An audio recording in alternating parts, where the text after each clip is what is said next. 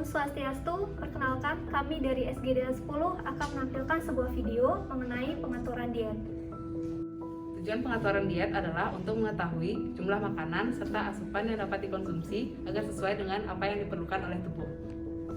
Alat dan bahan yang diperlukan adalah kalkulator, kertas dan alat tulis, lembar bahan penukar, timbangan, dan alat pengukur tinggi badan atau microtoys.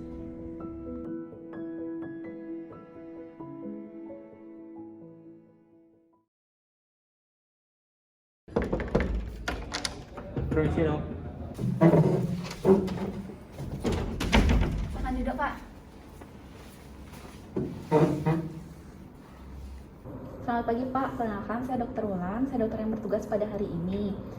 Sebelumnya dengan Bapak siapa? Saya dengan Bapak Badrun. Baik, Pak. Kalau boleh tahu alamat, pekerjaan, dan usianya, Pak? Saya dari Denpasar, usia 24 tahun. Sehari-hari saya bekerja sebagai teller di bank swasta. Baik, Pak. Sebelumnya, apa ada keluhan sehingga Bapak kesini ya, Pak ya? Saya kesini mau konsultasi mengenai pola pengaturan makan sih, Dok. Baik, Pak. Selanjutnya saya akan menanyakan beberapa pertanyaan mengenai pola hidup Bapak. Apa Bapak bersedia? Bersedia, Dok. Mengenai riwayat penyakit Bapak. Apa Bapak ada riwayat penyakit yang Bapak alami atau penyakit keturunan? Tidak ada, Dok. Tidak ada ya, Pak ya. Untuk pola makan Bapak, bagaimana ya, Pak, sehari-harinya? Saya biasanya 3 kali sehari itu makan nasi, Dok. Terus biasanya jam 3 saat setelah istirahat tuh sebelum bekerja saya makan snack. Snack di sore hari ya, Pak ya? Nih, Dok. Baik, selanjutnya saya boleh tahu apa Bapak rutin berolahraga? Saya sangat jarang berolahraga, Dok. Soalnya biasanya di bank tuh sangat sibuk. Sangat sibuk ya, Pak ya? Selanjutnya pertanyaan yang terakhir, Pak, apa Bapak memiliki alergi makanan? Itu alergi makanan seingat saya nggak ada sih, Dok. Belum ada ya, Pak ya, sejauh ini. Baik, Pak, selanjutnya saya akan melakukan pemeriksaan antropometri untuk menghitung kalori yang Bapak butuhkan setiap hari. Apakah Bapak bersedia? Bersedia, Dok. Baik, sekarang kita akan melakukan pemeriksaannya, Pak ya. Baik, Dok. Baik, Pak, pertama-tama kita akan melakukan pengukuran berat badan Bapak, di mana saya sarankan Bapak untuk mengeluarkan barang-barang yang dapat menambah berat badan Bapak dan juga melepas sepatu Bapak agar hasil timbangannya lebih akurat. Saya silakan, Pak. Baik.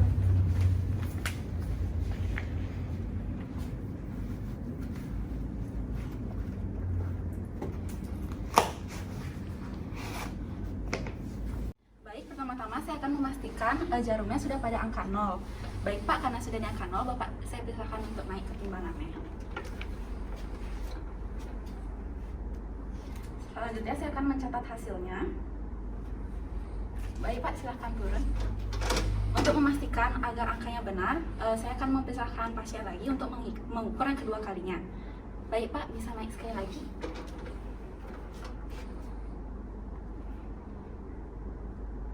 Baik, Pak, bisa naik. Baik, Pak, selanjutnya kita akan melakukan pengukuran tinggi badan. Bapak bisa berdiri dengan menempel di tembok dan menghadap ke depan.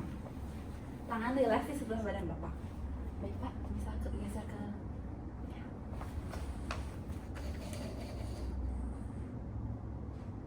Selanjutnya saya akan mencatat hasil pemeriksaan. Baik, Pak, pemeriksaan selesai. Baik, Pak, saya ingin memastikan kembali dengan benar dengan Bapak Badrun, usia 24 tahun, dan juga pekerjaannya sebagai pegawai bank ya, Pak ya? Benar, Dok. Baik, Pak, dari hasil pemeriksaan yang tadi ditemukan berat badan Bapak itu 65 kg dan juga tinggi badan Bapak 170 cm. Dari hasil pemeriksaan tersebut ditemukan bahwa indeks massa tubuh Bapak itu bernilai 22,5 yang berarti masih tergolong normal ya, Pak ya. Baik, Pak, sekarang saya akan melakukan perhitungan untuk menyusun menu makanan untuk Bapak agar sesuai dengan kebutuhan kalori seharian Bapak. Baik, Dok. Saya akan menjelaskan mengenai bagaimana kita menyusun menu makanan untuk pasien atas nama Badrun.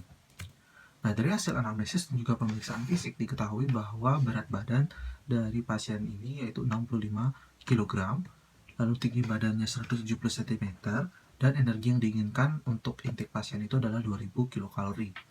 Nah, pertama-tama kita dapat menghitung bagaimana indeks massa tubuh dari pasien atau BMI-nya dengan cara berat badan dibagi dengan kuadrat dari tinggi badan dalam meter. Nah, ditemukan BMI atau IMT dari pasien yaitu 22,5, dan untuk interpretasinya itu pasien termasuk normal. Dari hasil anamnesis juga ditemukan bahwa pasien terbiasa makan nasi, sehingga nasi akan digunakan sebagai sumber makanan pokok dalam menu pasien selanjutnya. Nah, selanjutnya saya akan menghitung bagaimana kebutuhan protein pasien. Di sini saya menggunakan rumus 15% dikalikan total kebutuhan diet pasien, yaitu 2000 kilokalori. Ditemukan jumlahnya yaitu 300 kilokalori untuk proteinnya, yang dimana 1 gram protein setara dengan 4 kilokalori, sehingga setara dengan 75 gram protein. Nah, untuk komponen lain yaitu karbohidrat dan juga lemak, dimana saya menggunakan rasio 55% untuk karbohidrat, 15% untuk protein, dan juga sisanya 30% lemak. Nah, hasilnya ditemukan bahwa untuk karbohidrat dibutuhkan 1100 kilokalori atau setara dengan 275 gram, karena 1 gram karbohidrat setara dengan 4 kilokalori. Lalu untuk lemak 30% dikalikan 2000 kilokalori menghasilkan 600 kilokalori, di mana 1 gramnya setara dengan 9 kalori dari lemak, sehingga di sini 66 gram setaranya. Nah, di mana dari hasil analisis itu kita diminta untuk membagi komponen untuk makanan pasien itu menjadi 4 kali makan, 3 kali makanan pokok, dan juga 1 kali snack setelah pekerjaan di kantor atau pada istirahat di kantor itu. Nah, di mana di sini kita dapat membagi 2000 kilokalori itu dengan 3 kali makanan pokok ditemukan 600 kilokalori. Jadi untuk 600 itu sebagai pembatas pada antara makanan siang, pagi, siang, dan juga sore, dan sisanya itu adalah kalori untuk snack. Nah, untuk memilih makanannya itu digunakan tabel bahan makanan penukar. Lalu, pertama-tama saya akan menetapkan jenis makanan dan jumlah untuk sarapan dengan sesuai perhitungan kalori dan protein yang sudah ditetapkan tadi. Nah, di mana untuk karbohidratnya yaitu 2 porsi nasi 3/2 gelas 200 gram yang menghasilkan kalori 350 kilokalori, 1 butir telur yang menghasilkan 75 kilokalori, setengah potong sarden cheese dengan jumlah kalori yang dihasilkan yaitu 150 kilokalori, 1 gelas susu sapi segar dengan kalori 150 kilokalori, tumis togi kacang kedelai dengan jumlah kalori 50 kilokalori, dan 1 sendok teh minyak yang akan digunakan nanti untuk tumis toginya itu dengan jumlah kalori 50 kilokalori. Nah, di sini juga saya sudah sediakan bagaimana setiap makanan itu juga memiliki komponen. Seperti di sini terlihat bahwa nasi selain memiliki karbohidrat 80 gram juga memiliki protein 8 gram. Nah, di sini nilainya itu 2 porsi ya. Nah, ketika kita menotal jumlah dari kalori dari pagi hari, di mana di sini terlihat totalnya itu adalah 825 kilokalori, karbohidrat 100 gram, protein 32 gram, dan lemak 29 gram. Nah, untuk makanan siang, di sini tetap 2 porsi nasi menghasilkan 350 kilokalori, 1 potong sedang daging ayam kulit, di mana daging ayamnya akan digoreng, yaitu menghasilkan kalori 150 kilokalori. Nah, kita menggorengnya menggunakan minyak kelapa sawit atau minyak goreng biasa itu, yang kita gunakan adalah 3 sendok teh dengan jumlah kalori yang dihasilkan yaitu 150 kilokalori. Lalu ada 100 gram tumis buncis, itu menghasilkan kalori 25 kilokalori, dan juga ada telur goreng yaitu jumlahnya 75 kilokalori. Nah, ketika komponen juga total kalori yang dijumlah, ditemukan bahwa untuk total kalorinya adalah 750 kilokalori, karbohidrat 85 gram, protein 23 gram, dan juga lemak 33 gram. Untuk makanan di malam hari, di mana tetap untuk bahan makanan sumber karbohidrat utamanya itu adalah dari 2 porsi nasi 3/2 gelas 200 gram dengan jumlah kalori 350 kilokalori, 1 ekor sedang pindang, lemak 4 gram, 14 gram protein, kalorinya itu 100 kilokalori, 1 sendok teh minyak dengan jumlah kalori yang dihasilkan yaitu 50 kilokalori, di mana nanti pindangnya ini akan diberikan sedikit minyak untuk dipensil atau digoreng, lalu ditambahkan ketimun, yang dimana ketimun ini dikatakan tidak memberikan kalori yang signifikan. Nah, jadi total kalori yang didapatkan untuk malam hari yaitu 400 kilokalori dengan karbohidrat 80 gram, protein 22 gram, dan lemak 9 gram. Nah, untuk snack yang akan dikonsumsi pasien pada istirahat kerjanya, yaitu kami menyarankan untuk memberikan apel malang 1 buah sedang dengan menghasilkan karbohidrat 12 gram dan juga kalorinya itu yaitu 50 kilokalori.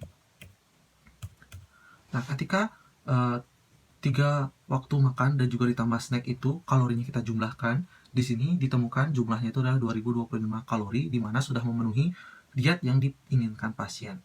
Lalu untuk protein 77 gram, di mana sumber protein ini cukup sangat penting, di mana di sini sudah dipenuhi dengan jumlah 77 gram, lemak 71 gram, terpenuhi juga karena tadi kebutuhan pasien 66 gram, dan juga karbohidrat yang awalnya kebutuhan pasien 275 gram, dari makanan tadi sudah terpenuhi 277 gram. Jadi semuanya sudah memenuhi. Nah, selanjutnya kita lakukan interpretasi kepada pasien untuk mengedukasi bagaimana makanan dan juga cara pengolahan yang kita sarankan terbaik. Baik Pak, berikutnya saya akan memberikan Bapak daftar makanan yang bisa Bapak konsumsi setiap hari. Yaitu di pagi hari Bapak bisa makan 2 porsi nasi yang setara dengan 14 sendok makan nasi putih, 1 butir telur yang bisa diolah dengan direbus, setengah potong ikan sarden segar yang bisa Bapak beli di supermarket jika Bapak tidak bisa membeli ikan sarden segar. Untuk sayurnya Bapak bisa merebus toge Pak sebanyak 100 gram. Tapi untuk menambah rasanya Bapak bisa mentumisnya dengan garam atau kecap secukupnya Pak ya. Dan yang untuk minumannya Bapak bisa minum 1 gelas susu sapi segar selain air putih. Untuk makan siangnya Bapak bisa makan 2 porsi nasi yang setara dengan 14 sendok makan. Lalu ayam goreng dengan kulitnya tetap diolah ya Pak ya, sebanyak 1 potong berukuran sedang. Itu dapat Bapak goreng dengan 2 sendok teh minyak kelapa sawit. Dan juga untuk sayurannya Bapak bisa konsumsi 100 gram buncis dan bisa diolah dengan ditumis seperti makanan yang tadi pagi Pak. Dan juga Bapak bisa mengkonsumsi telur goreng sebagai lauk tambahannya Pak ya. Dan untuk snack sorenya Bapak bisa mengkonsumsi 1 buah apel malang yang berukuran sedang. Dan yang terakhir untuk makan malam Bapak bisa mengkonsumsi 2 porsi nasi yang setara dengan 14 sendok makan. Dan juga 1 ekor ikan pindang yang berukuran sedang. Dan yang terakhir ikan tersebut Bapak bisa olah menggunakan minyak sebanyak 1 sendok teh. Dan untuk makanan penutup Bapak bisa mengkonsumsi timun atau tomat.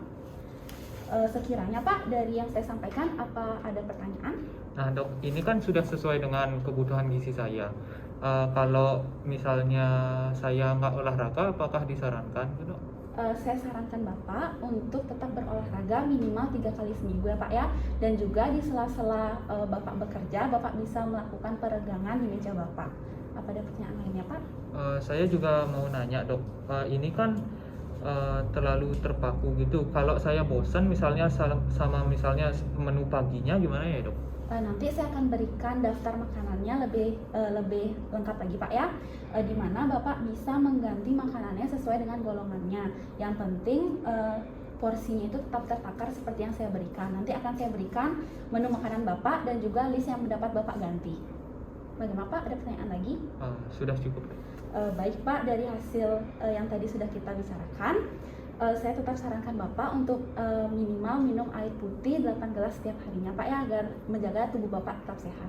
Terima kasih Pak. Terima kasih dok. Baik, jadi dapat disimpulkan bahwa menjaga kesehatan tubuh itu sangat penting. Maka dari itu kita dapat menjaganya dengan mengatur berat badan dan juga melakukan pola makan yang sehat. Jadi sekian dari SGD A10. Terakhir saya aturkan para pesanti. Om Santi.